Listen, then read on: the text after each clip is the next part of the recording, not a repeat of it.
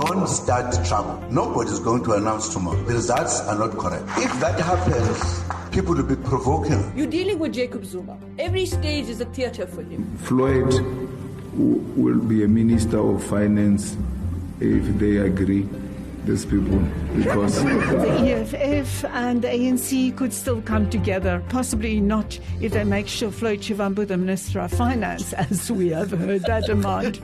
If you come to us with a demand that Ramaphosa must step down as a president, that is not going to happen. The broader question is whether our foreign policy has completely lost its way. The people of Palestine, they're denied the right to enjoy the freedoms we so love. That is a no-go area.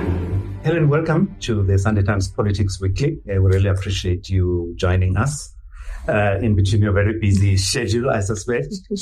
Let's just go to the heart of of our conversation today. Obviously everyone is sitting, waiting, and watching to see where this enema is going to go, whether it will deliver the goods or not. This GNU enema. The GNU. Yes, the GNU. Another GNU. Yes. Now, did you imagine during the campaign for the election that the outcome would be a government of national unity? Well, the DA does polling, and we are very good at polling, and we do polling scientifically and have done so for a very long time. So we come extremely close, within 1 percentage point of the outcome of the election. And we saw for a long time the ANC tracking well below 50%. And then about a month out from the election, the ANC started going up again towards 50%. And we thought they might just get over 50%. And then with about a week, 10 days to go, they fell right back down to 40%. And we went into the election with the ANC at 40%. Mm-hmm. So we knew that there was going to be a coalition governing South Africa, yes. Mm-hmm. Before we went into the election, we knew that it would be a coalition government. Mm-hmm. But did you have an idea of who else might, would have had to be part of maybe with the ANC you had a clearer idea, but the bits and pieces, the other bits and pieces of the GNU? Well, we knew that the ANC would be able to go into a straight coalition with very few parties. If the ANC got 40%, they would not be able to go into a coalition with just a few small parties to get over 50%. Mm-hmm. They would need one of the big parties. We didn't know quite how well the EFF or MK would do, although MK was showing up very strongly in our polling as the biggest party in KwaZulu-Natal well before the election. So we knew that MK was going to do well. The EFF we thought would get about 10.5%, or between 8 and 10%. That's where they'd been polling. Then ended up getting just over 9%, if I recall correctly. So we knew everyone was in the ballpark. And we thought there would be 3 parties that could take ANC over 50. One was us, one was the EFF, one was MK. Mm-hmm. Also, you described MK as a catalytic intervener. I think that was your... Did you see that coming, or were you as surprised as much of the country in terms of we weren't surprised by that because we saw it coming in the polls. Mm-hmm.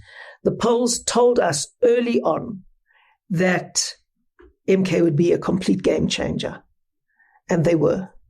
They took 45% of the vote in KwaZulu-Natal, which was higher than our polling had them, I must say.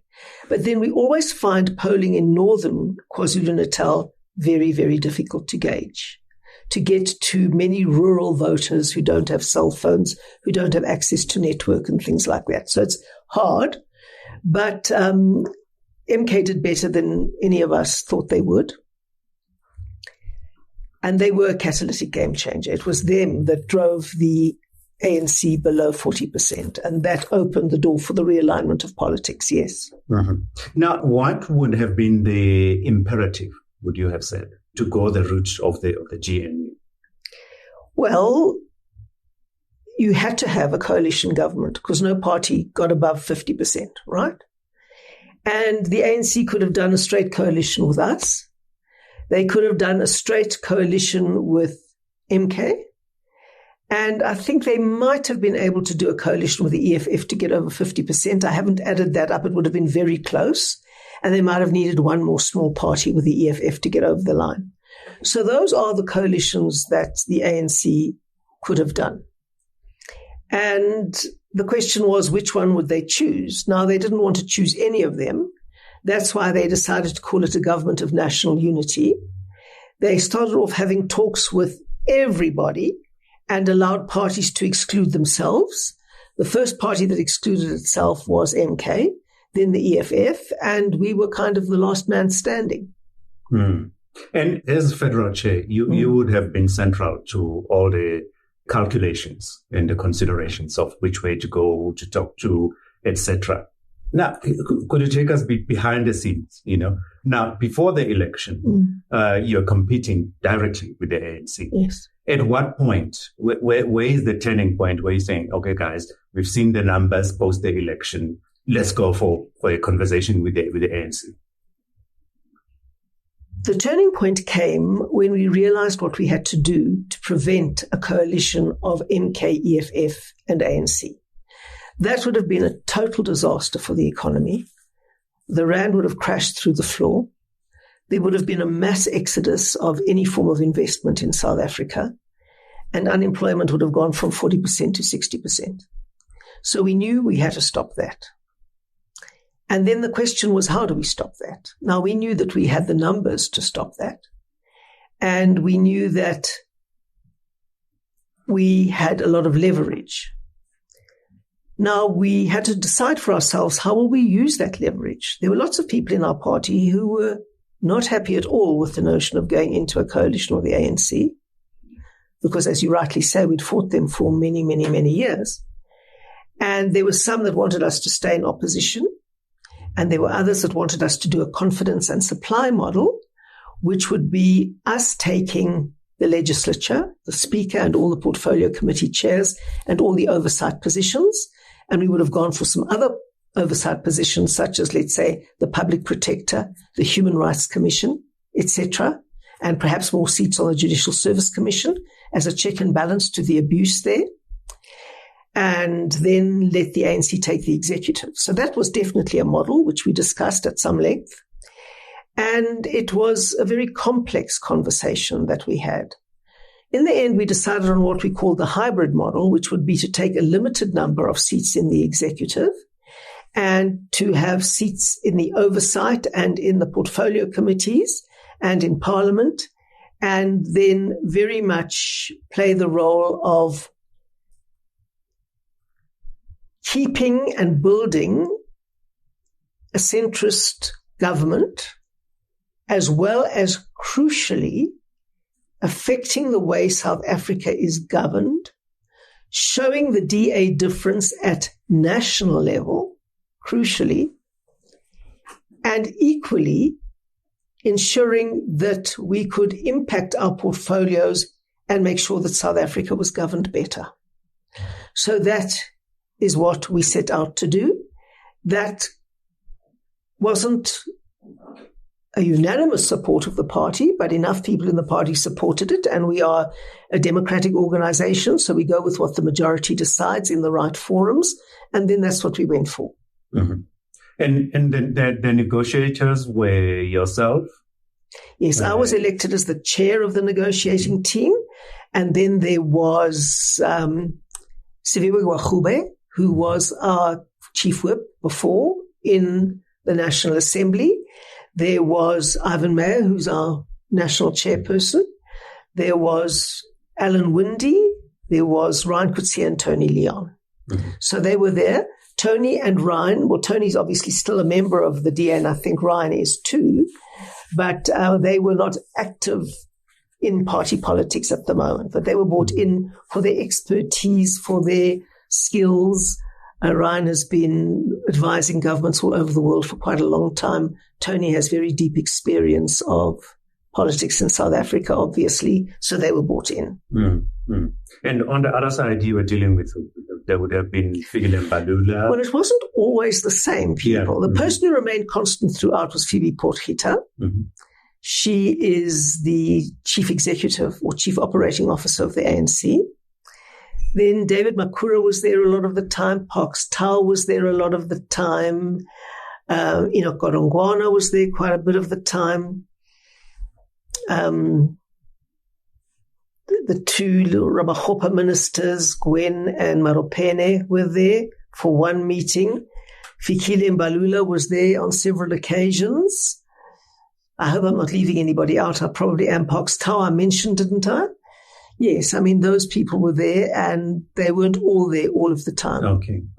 Roughly how many meetings would this have taken? I'm just trying to figure out, for those of us who were completely blind to what was going on behind the scenes. Look, it depends when you start. 1, 2, 3, 4, 5 meetings, I think, over those 10 days. And then 1,000 phone calls and WhatsApps and other things, yes. And in terms of your support base, I take it the process of explaining, stroke selling the agreement continues. But how has the GNU gone down with your support base? Very well. We did polling throughout the whole period, of course, because we poll every day in the DA. And DA supporters were very, very much in favor of us going in because they knew the alternative was the EFF and MK going in, and that would be the end, literally. It's an existential question for South Africa. It's an absolutely existential question around whether we have an economy, whether we create more jobs. I mean, it is do or die when you get to those moments. And mostly DA voters understand that. Mm-hmm. And they were fine. There were an overwhelming number of DA voters supported it. Mm-hmm. Mm-hmm. Now, you are a very powerful presence in the leadership of the DA. One might say even in the politics of South Africa. Some people might say you've got experience at different levels of government. Why did you stay out of the GNU? Because I'm not a member of parliament. Mm-hmm. So, if I'd been a member of parliament, I probably would be in there somewhere. Mm-hmm. But I decided not to stand for parliament. My job now is the Secretary General of the DA. Yeah. So I run the DA. Yeah. I'm trying to get the DA into a strong fighting force. Mm-hmm. Mm-hmm. So the in other contexts, people talk about multiple centers of power. Mm. As federal chair, you're very influential, but you've got the party leader as well. Yes. So but we've always had that. How do you navigate that? Well, we've always had that. In the government and you are outside. Well, we've always had that. We've always had, I am the Fikile Mbalula of the DA. Mm-hmm. And maybe he's the Helen Zille of the ANC. I don't know. Anyway, I run the party, and the DA believes in the separation of party and state. The DA believes in the separation of party and state. So I run the party. I run the party in terms of the party's constitution, its rules, its codes of conduct, etc., etc. John is the leader of the party. He sets the vision. He takes a key role in the policy process. He takes now a key role as a minister, and obviously he leads our party in parliament. So it's a very different role. And my role is to build the party. Mm-hmm. Sometimes, especially in the earlier days of the GNU, it sounded like the entire arrangement was under strain, with all the public spats and, between you, Fikile, How stable would you say it is at this point? It's stable at this point, very stable. I think the reason it's stable is that people realize what the alternative is. It's very seldom that you can say there is no alternative. And we know that if we want to save South Africa at the moment, there is no alternative. And I've been talking about the realignment of politics for the longest time, since I became the leader of the DA. And people thought that I meant getting all the smaller parties together. That's a small part of it. But I've always argued that the realignment of politics has to happen down the middle of the ANC. It has to go apart because there is such an ideological divergence between its various key players that they can't really form a coherent party anymore. And that as the ANC comes apart, there will be a major realignment of politics. Mm. Now, can we talk about some of the characters that sure. Your fellow actors on the post-election stage? Yeah. Fikile Mbalula, what's your relationship like with him? I've got a good professional relationship with Fikile. I WhatsApp him, he WhatsApps me. I mean, we're both secretary generals of our party, so it would be stupid if we didn't speak to each other. We are often in a conflictual relationship, obviously, by virtue of the fact that we belong to different parties. But we have a professional, direct relationship. And he knows with me, what you see is what you get. Last week, the other week recently, Gwede Mantashe said that you are the biggest threat with your behavior to the GNU, because you wanting to paraphrase him, to tell you want the DA ministers cabinet to report to you, not to the president. I don't know where he got that from. Do you talk to him? I think Gwede sucks things out of his thumb. I really do. I don't know where he came up with that. The journalist said to him, your journalist, where did you get that from? He said, from her social media posts. Gareth and Onslow and other people looked throughout my whole social media posts. There's nothing that says that. Absolutely nothing that says that. So he invented it. He sucked it out of his thumb. And even your journalist went to my social media post and couldn't find it. Then your journalist wrote and said, no, it was because you said something about relative autonomy of the ministries. So I said, yes, I was discussing the German system. Someone asked me to do an interview on coalitions in general. And I was saying the German system is a good one because it's geared towards coalitions.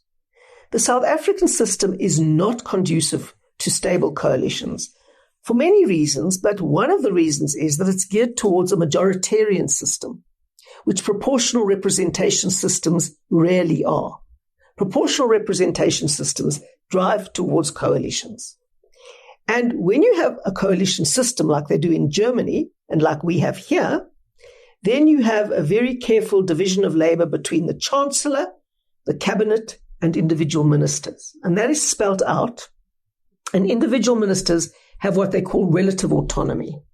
And I explained that. And he must have just heard one word from one person working in his office and added 1 and 1 together and make 11. Truly. Let's talk about the other character, the main, probably the central character, the president. This deal between the DA and the ANC, was it driven by him? Was it predicated on him being its champion? Where does he fit? What is his role was he the leader? Was he the facilitator? Well, the president was never in the negotiations. But I have no doubt that the negotiation team reported to the president every day. Andre Snell, who works in the presidency, was on different occasions in the negotiations. So I should have mentioned his name as well. Andre Snell was there on occasion, and he became to play a very, very prominent part in the end. And I realized that he was the one reporting to the presidency what was going on. So I think he works in the presidency or worked in the presidency, and I think he knew exactly what was going on. So I think the president got feedback every time we met, but I don't think he was centrally involved. He just said, keep going. Do you think that the deal can survive him? That's in the ANC things happen. It's a good, I know. People get recalled. I know things happen. Things also happen in the DA, believe me. Listen, that's a very, very big question. And that's even more of a challenge to us to make it work. Because if President Ramaphosa goes, it obviously depends on who succeeds him. And if Paul Mashatile succeeds him, because in the ANC, the precedent is very firm that the deputy president of the ANC succeeds to the presidency. If they follow that precedent, then from everything I know and have read about Paul Mashatile, the going won't be smooth for us. Now, obviously, I haven't got that directly from Paul Mashatile, but I think a lot does depend on President Ramaphosa staying where he is. Mm-hmm. Let's talk about the DA itself. Mm. What is its future beyond, looking forward, post the formation of the GNU? In other words, does it want to become a majority party one day, or is it happy to remain one of many or several minority parties, if you like? Mike, I just hope that I explain this so that everyone can understand this forever. In proportional representation systems, it encourages a multiplicity of parties. It is not a constituency-based system where you have a two-party system like in Britain, for example. It is a proportional representation system which encourages many people to stand and form political parties. Our problem is that we don't have a threshold, so that means that a party that gets 0.2% of the vote can put the mayor of Johannesburg in because they have the balance of power on that one seat. So it is critically important to understand that a proportional representation system, a majority that is over 50%, is very, very rare. We had it in South Africa since 1994 because we're not a usual democracy. The ANC had the massive liberation dividend, and as a consequence, the ANC has been an over 50% party till this election. But you must understand how unusual that is in a proportional representation system. And the ANC will never get above 50% again. Again. No. And they must get used to it. And our aim nationally is not to get above 50% because it's unrealistic. Our aim is to be a big party in the field. And we would like to be the biggest party in the field in many of the metros after 2026.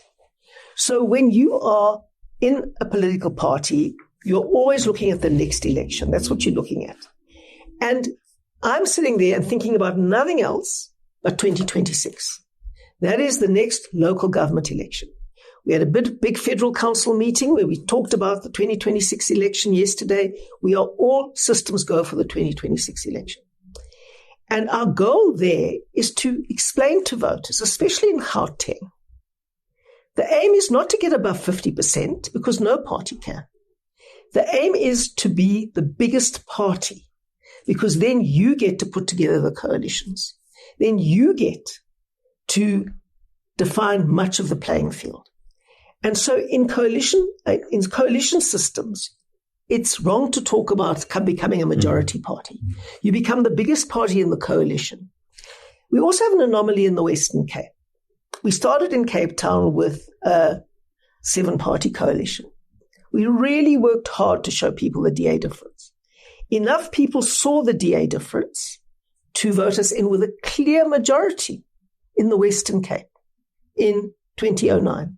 And we've kept that clear majority ever since. But that's also extremely unusual in a coalition system. So we must actually understand that that is an anomaly from the norm in a coalition system. Our job is to become the biggest party in all the metros. We're already the biggest party in Nelson Mandela Bay. And we were only 6 percentage points behind the ANC here in Gauteng. 6 percentage points only. For me, the intriguing thing is this, that you're talking about the municipal elections, which are coming down the line. That's all I'm talking about now. Yeah. So I was saying that how comfortable or challenging is it going to be I don't know if you still, under the present circumstances, nationally, you still describe yourself as opposition or you describe yourself differently because you are outside and you want to hold governments to, accountable, but you are also inside. Okay. How easy or difficult is that going to be? Because some of your members are actually ministers in the cabinet. Mike, the role of Parliament, as Judge Zondo said so plainly, is to hold the executive to account. And our parliamentarians in Parliament will be just as tough as holding DA ministers to account as they will be holding ANC ministers to account.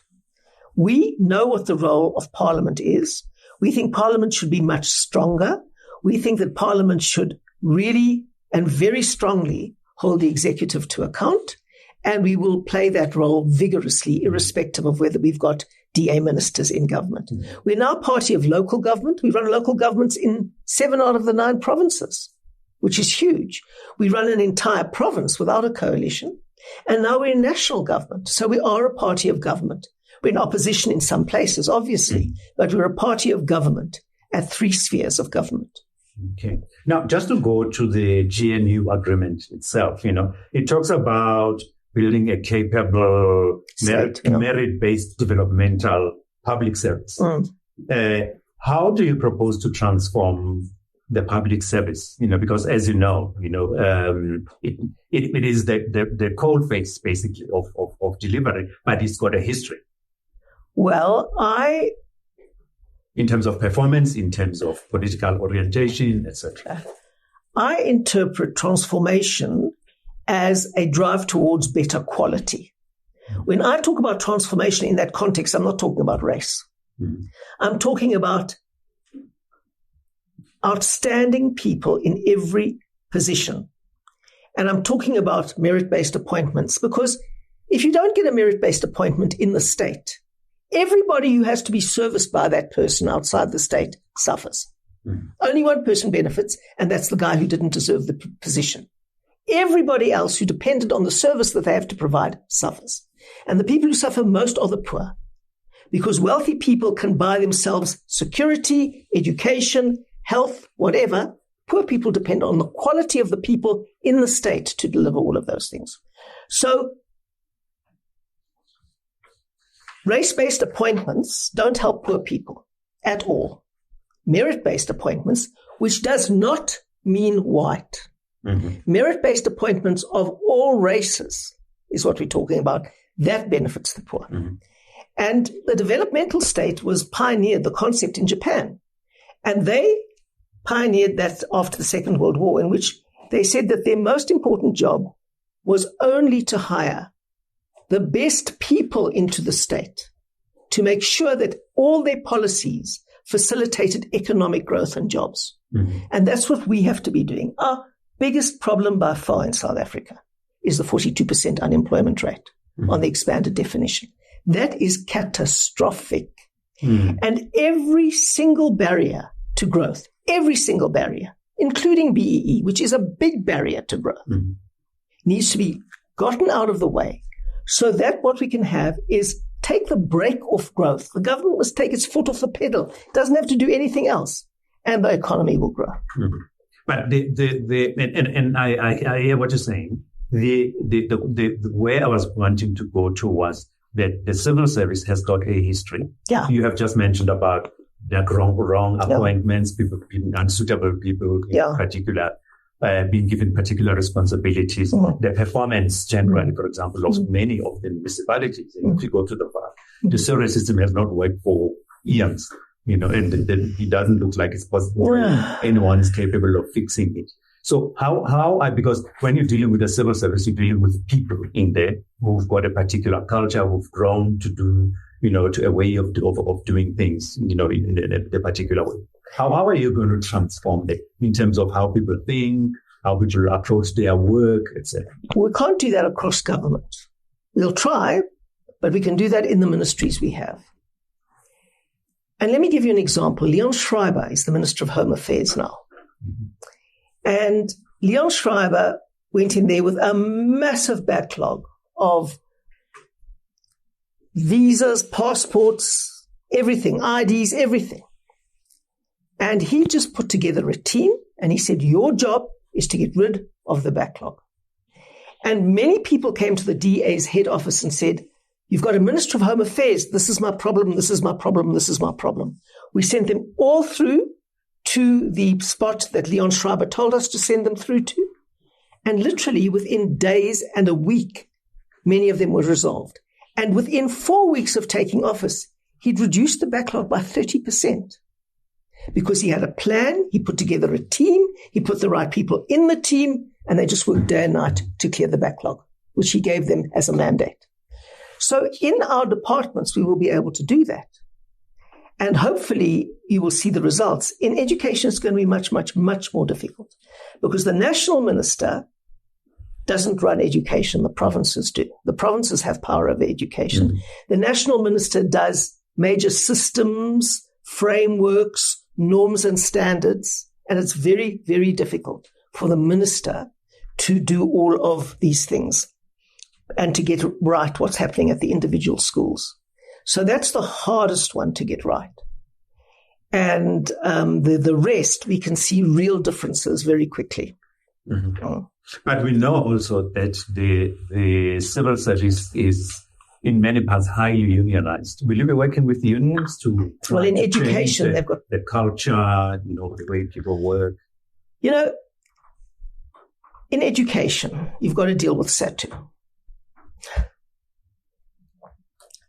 If every teacher would just come to school on time, present, punctual, and fully prepared for every day's work, and if they could ensure that every child is present, punctual, and prepared, and if every child could get 7 hours teaching and learning a day for 210 days every year, we would transform education without spending another cent. You do not know how much the culture of time wastage destroys education. Many of us, like me, I was raised with a very, very strict focus on time management. And you don't know how much you can get done if you manage your time properly.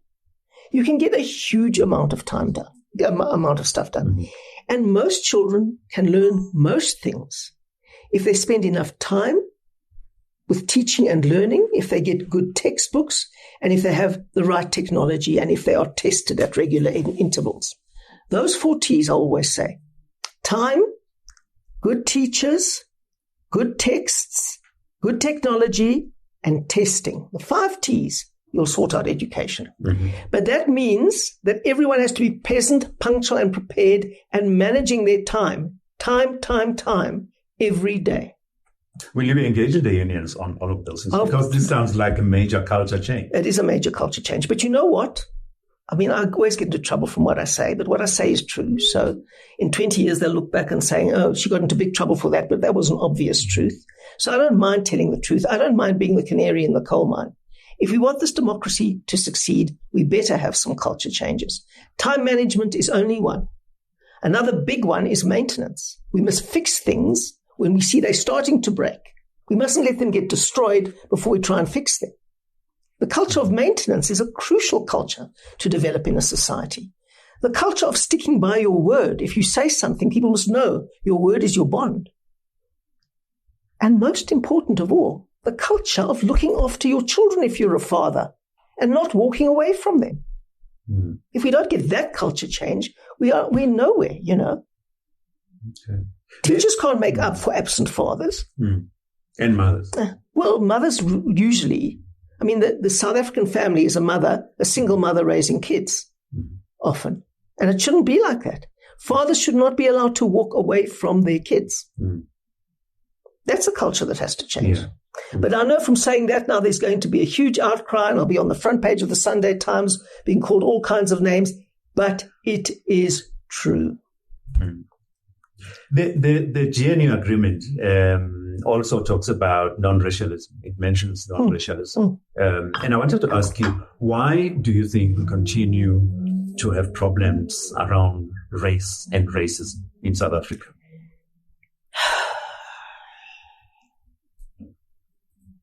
It's 30 years since 1990. Well, it's 200 years in the United States and they're more divided on race than they've ever been before. Mm. And it's because, there are many reasons. There's genuine racism still. There is. I'm not going to ever deny that. And where I see it, I hate it. But this whole notion of critical race theory, which says every single institution, every single interaction in society is infused with white, male, heterosexual domination.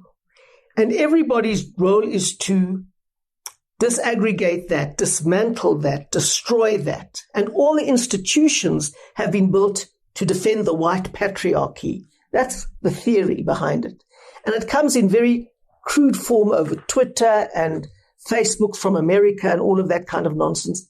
And then everybody thinks, oh, the reason why I'm not in this position must be because of racism, or the reason that I haven't succeeded in this must be because of racism. And that doesn't mean to say racism does not exist, but it is very dangerous to turn that into a reason or an excuse for everything.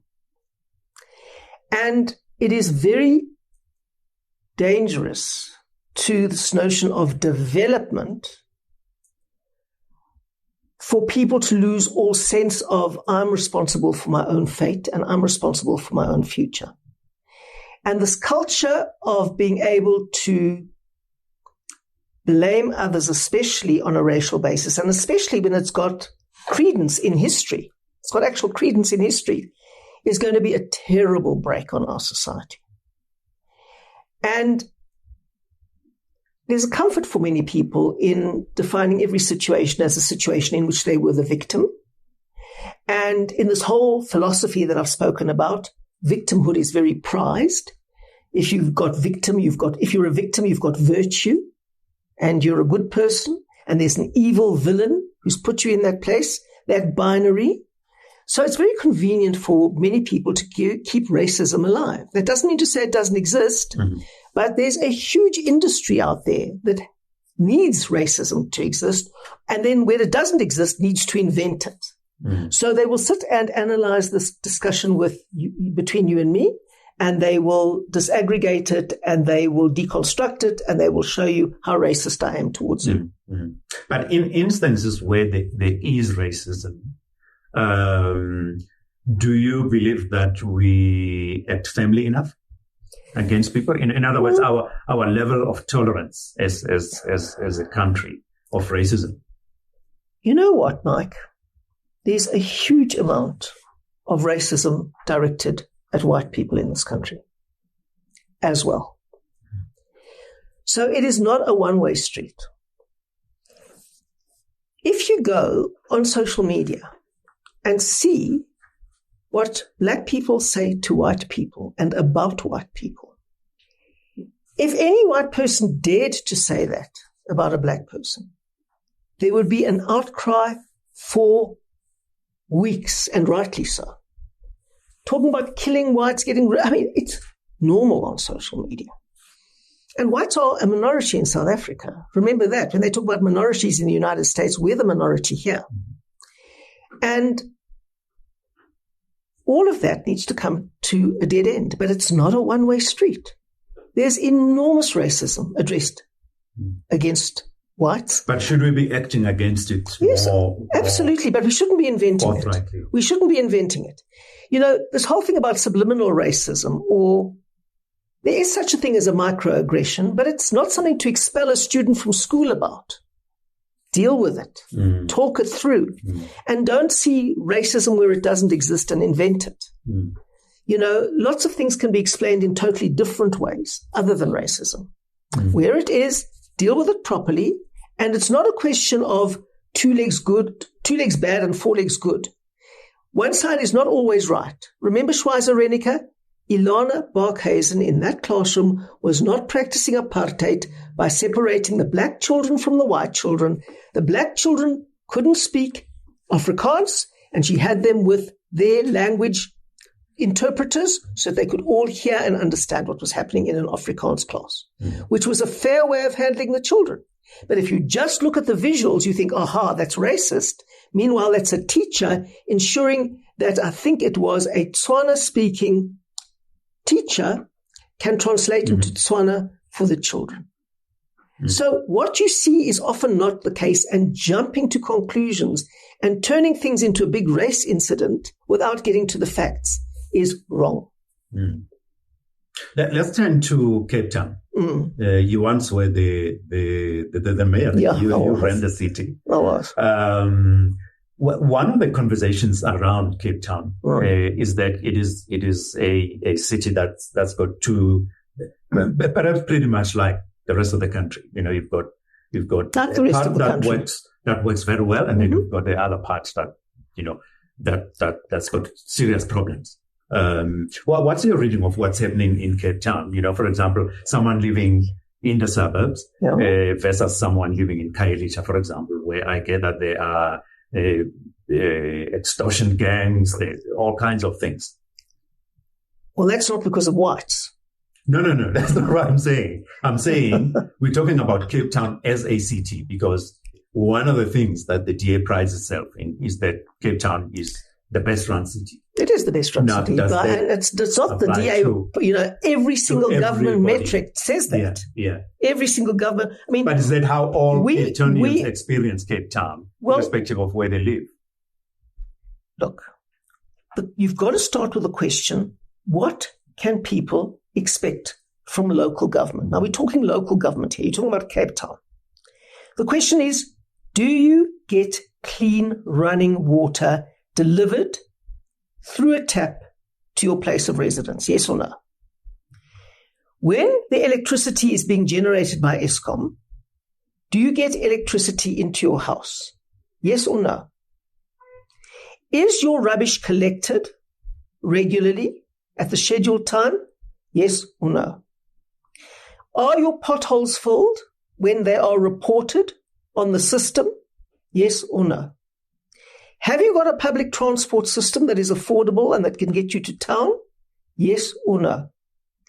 Do the traffic light gets fixed when they're broken? Are the street lights fixed? Yes or no? Even when they get thrown out by stones all the time? Does the ambulance come when you call them? Even though the ambulance is attacked by gangs when they go in and everything's stolen? Do you have those services? Does your toilet flush when you flush it?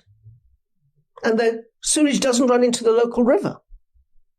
If you have those services, the local government is working for you. Mm-hmm. That is the job of local government. But if I'm a citizen of Cape Town and I live on the Cape Flats or I live in Khayelitsha and I've got all the problems, I mean, if like now, in the rainy season, you can see the challenges of people the people who live in the shacks, for example. Well, you see, or the people who live on the Cape Flats who live among we've got gangsters among them, now, lords and all of the flooding with the shacks is a tragedy, but the vast majority of people have all the services that I'm speaking about. The vast majority of people, despite the fact that we've had to keep up with a massive influx of people into the Western Cape. So there's a huge number of people who come into Cape Town, and if it was such a terrible place, they wouldn't come there. Why are they coming there? They come there because... Even the ones who live in the Shetlands. Why do they come to Cape Town? People aren't stupid. So you're saying they come to Cape Town because? Because there's a better chance of getting a job. A much better chance of getting a job.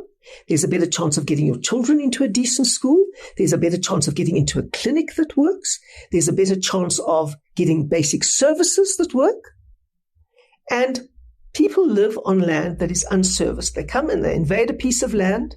There's no services. There's no stormwater drainage. There's nothing. And they build on that. And then when the rain comes, it's often a low-lying piece of land.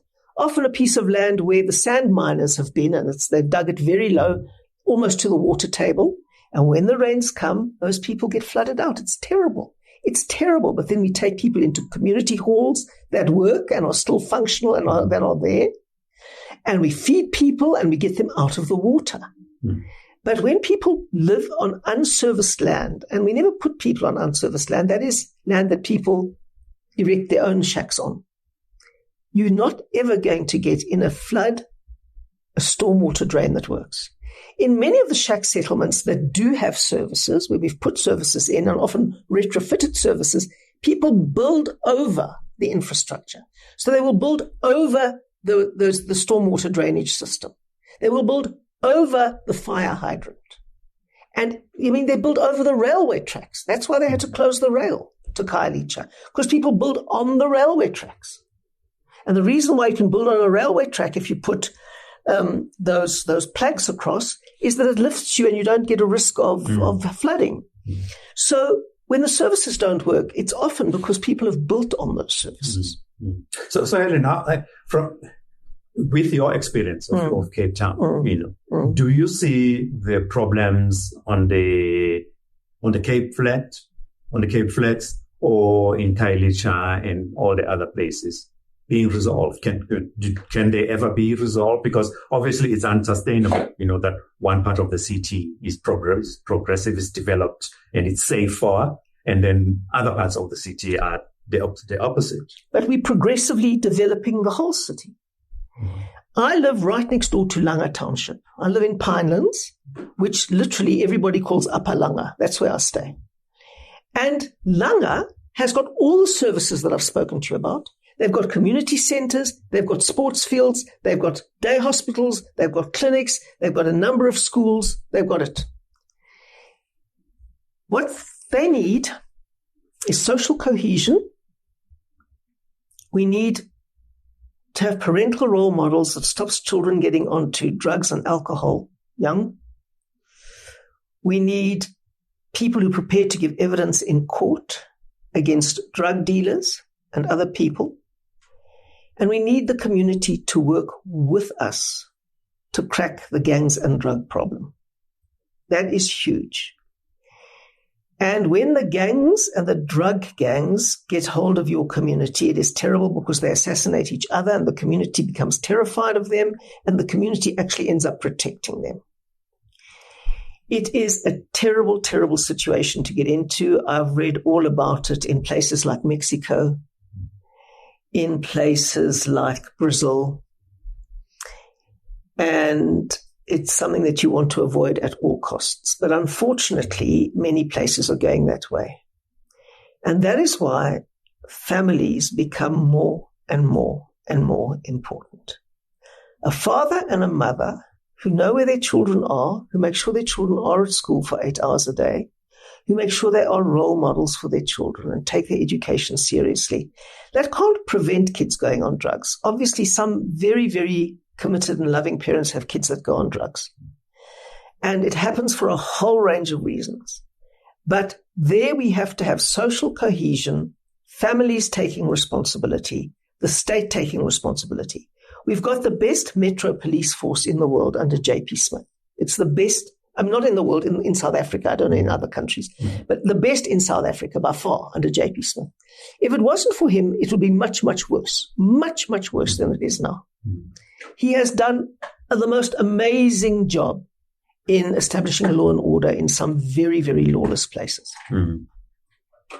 But that is not experienced by everyone. Okay. It's experienced by a lot of people. And they, the people who do experience it haven't got a control group. They don't know if JP wasn't there with his Metro Police, what it would be like. And the community has a critical role in reducing crime. They know who's stealing those cables. But so do the authorities. No, I take it. We have to get evidence. In terms of making sure that there are prosecutions, that we've got to get evidence. The police station works. Yeah.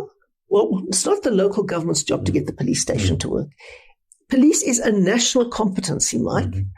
That is why Becky Cele got all the flack from us. We've just got a metro police that has got a very limited remit under the Constitution. Getting police stations to work is now Minister Mkunu's job. That's his job now. He's got to do that. And he's got to get that happening. We would like to play. And that is where you need meritocratic appointments in the police service. You've got to get crack detectives. You've got to get absolutely excellent the gatherers of evidence. You've got to get really crack policemen if you want to have convictions. And you have to have a really advanced witness protection program, because you saw people are getting assassinated all over the place because they're investigating fraudsters and other things like that. But over and above the question of social cohesion, which I don't think anyone will argue with you about, you would agree that the authorities have the responsibility to better the infrastructure. Of course, in many of the places. Of course. And in Cape Town, we're spending more on infrastructure development for all communities, especially the poor, more on infrastructure than all the other metros put together. That's what we're doing, because we don't steal the money. And we invest that money properly, and we don't have cadres skimming off the tenders and stuff like that. Can I, before we transition, to some of the other stuff that I wanted us to talk about, what would the GNU, what would happen if it could it collapse? Yes, of course and if it were to collapse, what would happen in your view? Of course it could collapse. If it collapses, it'll be very unfortunate. Either Cyril Ramaphosa will have to run a minority government, or we'll have to do a coalition with someone else. The DA and other... Well, if it collapses, then look, the only party that's essential to the GNU is the DA and the ANC. Mm-hmm. The other parties aren't essential. They've got no leverage in the GNU. They can't bring the government down. Mm-hmm. They are there by grace and favor of Cyril Ramaphosa. If they irritate Cyril Ramaphosa, they're out. And they've got no leverage whatsoever. Mm. But we have leverage because if we go out, then the government falls. Mm. But you don't play that card lightly because you can only play that card once. Mm. Let's move on now to other stuff. Once upon a time, that's why you know all the secrets of how newsrooms work and how editing works. You were a journalist once. I remember the first time I noticed you was when you were covering the Steve Biko inquest, which you did very well, I must say, all those many years ago. But then you moved from journalism to politics. What caused the turn? What caused the turn was my editor was fired, Alistair Sparks, and I was cross about that. I was really cross. And then I worked as the Rand Daily Mail's political correspondent for a while, but I didn't get on with the new editor. And we clashed quite badly at one particular point. And then I just resigned. Mm-hmm. And then I went back to university for a while and did a few courses, which I enjoyed as an occasional student. And then I started freelancing for overseas newspapers. And then I went into politics by accident. Why? Did you feel that journalism wasn't doing for you what politics could do? Or No, not that. I didn't want to go back. Somebody approached me about possibly being the editor of the Cape Times, but that didn't work out. Mm-hmm.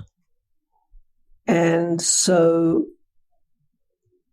I was very active in my children's primary school. I was on the board of governors and I was the chair of the governing body. And then the government started this voluntary severance package and redeployment scheme, which I was very opposed to. And I got 80 schools together. We mobilized 80 schools and we took the government to court and we won. Mm. And at the time I was writing a lot about education policy in the newspapers. And Tony Leon phoned me and said, would I look at the DP at the time? Would I look at their education policy and tell him what I think of it? And I said, this isn't a good policy. It's not a good policy at all. I'll rewrite the policy for you if you would like me to. So I did. And that was adopted by the party. And then Tony Leon asked me and said, would you like to put your hat in the ring to become an MPL in the province? Because we think we might have the balance of power. And if you get in, we have a very competitive process in the DP and now the DA. If you get in, you might end up implementing your own policy. So I thought to myself, I was working at UCT at that stage. And I thought to myself, that's not a bad idea. Let me put my hat in the ring. I didn't know that I'd get chosen or that I'd get into an electable position. So I put my hat into the ring and I was the last person who got elected on the list for the DP then in the provincial legislature. And then we did the coalition and then I became the MEC for education. So, How would you describe yourself, Helen? Myself? Because, a lot of people know your political dimension. No, they don't. In other words, they have no idea about my political dimension. They see you as Helen the politician. Let me put it that way. Yeah. And it looks like you never shy away from a good fight. No, well, on a principle, I'll never shy away from a fight on a principle, never. Now, is there a difference between the political persona versus the private Helen? When Helen is at home, with her family or friends? Look, I'm always... As formidable at home as you are in politics. I grew up in a family where my parents stood very firm on principles and would defend any principle, however unpopular. And my parents were very strongly anti-apartheid, and I remember them having a lot of arguments with their friends around it, and they did not back down. And I admired them for that. I thought it was a good thing to do. And I learned from them to stand up for what you believe in and to stand up for your principles. It's also critically important to learn how to pick your battles. And I'm not very good at that. Well, I wasn't very good at that, but I've become much better. And, Thomas Jefferson said, on matters of style, flow with the current. On matters of principle, stand like a rock. And you've got to work out which are the matters of principle, and then you stand like a rock. And many people don't actually often understand or see the principle behind the position that you're taking. They just see the position. So it's not easy doing it often. Look, I've been married for 42 years, very happily. A lot of people, I remember somebody once introduced me at a big public event. He said, "This is Helen Zille," and all I can say is that I'm glad I'm not married to her. Now, I hope my husband is glad that he's married to me. We've stuck it out for 42 years. We've got 2 wonderful children. The one's got a wife, the other's got a lovely partner. And the one with a wonderful wife has got 2 beautiful children. So we're a very, very tight family. And we do everything we can to support each other. And, my colleagues, I usually make friends with the people that I work with, and very rarely have the people that I've worked with closely turned against me. They've been very, very loyal to me. So I've got good relationships there. They know, again, what you see is what you get. I'm very direct. And they call me Gogs at work, Gogo. So that's shortened to Gogs. So everyone calls me Gogs. And I quite like it now. It's become a general name for me, Gogs, when they see me. You like Gogs, but do you like Godzilla and Gogozilla and all of that? Yeah, Godzilla. The first person who made that word was my son, my eldest son. Because I used to make him do his homework, and I used to make him do this, and I make him do this, and I used to get cross if he didn't. And he used to call me Godzilla, because I was the strict one in the family. My husband was the gentle one. So my boys nicknamed me Godzilla, very lovingly. It wasn't an insult, very lovingly. And so then that name stuck, and that name got out there, Godzilla. So I don't mind that. I mean, I don't mind any of the nicknames. It's what it is. Comes with the territory. Comes with the territory. Yeah. How would you describe your politics, Helen? What are you? Are you a liberal? Are you a social democrat? I hate being pigeonholed, but I'm a classical liberal. I'm not a liberal like they defined it in the United States. Liberals in the United States are not liberal at all. So I'm liberal. I'm non-racial. I really don't believe that a person's race is the most important thing about them at all. I believe that a person's character, a person's conduct, a person's integrity, a person's ethics is much more important than their color. So I'm genuinely non-racial, and I've been raised to be that way. I mean, from my first day, I was raised to be that way. And I've raised my children that way too. I'm non-racial. I am a social democrat economically, but I believe that you need a market system to grow an economy. And without growth, you don't have the tax base to support the poor. So I don't believe it is a thing that South Africa should boast about, that a third of the population is on social welfare grants. They should all be working. They should all be in productive jobs and paying taxes so that the people who really can't look after themselves get decent support from the state, right? So I believe in market economies to get growth and to get jobs most critically. I believe that we can get our society to work, but then we've got to understand that the cultural values of our constitution are sacrosanct and that we have to abide by the rule of law. I'm very much in favor of the rule of law and not the rule of individuals. And so that's who I am. How do you relax? Because I'm sure as the federal chair, you're on the road a lot. Starting fires. Being on the road is not tiring, Mike. I mean, on an aeroplane, what can you do? People who say to me they get tired traveling around, I say, I just sit on an aeroplane. What do you do? I mean, I often work and I do other things, but it's not tiring. If you have a small bag and you don't have to schlep big things, it's not tiring to sit on an aeroplane. No, I mean, I've never been less tired than I am now. I've never had more sleep than I get now, never in my life that I can remember. And now I have chances to do hobbies because I have grandchildren, Mike.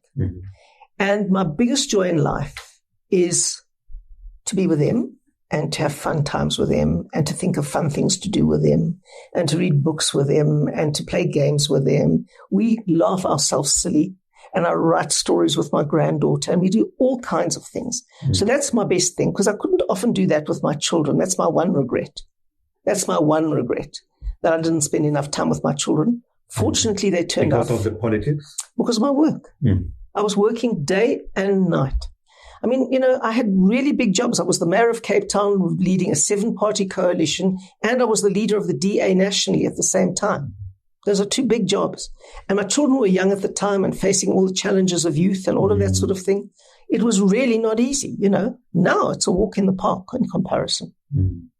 And now, as we're about to depart, do you see a point where Helen Zille retires from politics? And what would she do if she left politics? Look, I mean, I'm so glad my children stayed in this country. I'm so glad my grandchildren are here. Every motivation of mine is to make this country safe for everybody's children and for everybody's grandchildren. I want every single child to have a real opportunity in this country. And that's what I've been motivated by my whole life, to get South Africa to work. My parents were refugees. They came to South Africa as refugees.